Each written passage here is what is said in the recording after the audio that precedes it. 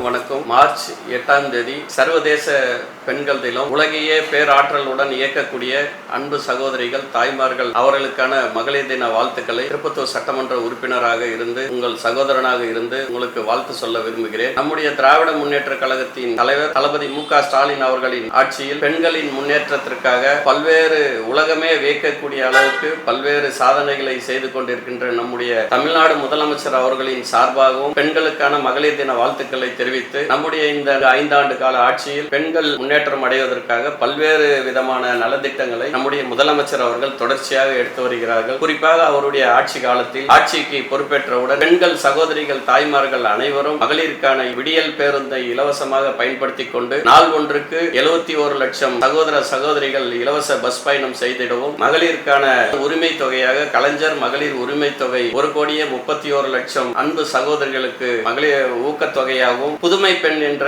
பெண்கள் எல்லாம் படிக்க வேண்டும், முன்னேற்றம் அடைய வேண்டும் என்ற ஒரு நோக்கத்திற்காக நம்முடைய புதுமை பெண் திட்டத்தின் கீழ் பெண்களுக்கெல்லாம் படிக்கின்ற அன்பு சகோதரிகளுக்கு 1000 ரூபாய் மாதந்தோறும் வழங்குகின்ற இந்த திட்டம், பல்வேறு திட்டங்களை நம்முடைய முதலமைச்சர் அவர்கள் செய்து கொண்டிருக்கிறார்கள். தமிழ்நாடு முதலமைச்சர் அவர்கள் தொடர்ச்சியாக நம்முடைய பெண்கள் சகோதரிகளுக்கு மகளிர் சுய உதவி குழுக்கு அதிகப்படியான வங்கி கடன்களையும், மகளிர் எல்லாம் பயன்பெறுகின்ற வகையில் பொங்கல் பரிசாக ரூபாய் 3000 ரூபாயும், நம்முடைய மகளிர் உரிமை தொகையாக 3000, அதற்கு கோடைக்கால சிறப்பு நிதியாக 2000 நம்முடைய தமிழ்நாடு முதலமைச்சர் அவர்கள் அளித்துள்ளார்கள். அதே மாதிரி நம்முடைய துணை முதலமைச்சர் அவர்கள் அவருடைய துறையின் சார்பாக பல்வேறு இளம் பெண்கள் எல்லாம் முன்னேற்றம் அடைகின்ற வகையில் விளையாட்டு துறையிலும் நம்முடைய பெண்களை முன்னேற்ற அடைய வேண்டும் என்பதை சிறப்பாக செய்து கொண்டிருக்கின்ற நம்முடைய தமிழ்நாடு முதலமைச்சர் அவர்களுக்கும் துணை முதலமைச்சர் அவர்களுக்கும் அன்பு சகோதரிகள், தாய்மார்கள் என்றென்றும் நம்முடைய முதலமைச்சர் அவர்களுக்கு உறுதுணையாக இருக்க வேண்டும், அவர்களின் கரத்தை வலுப்படுத்த வேண்டும் என்பதை கேட்டு நன்றி.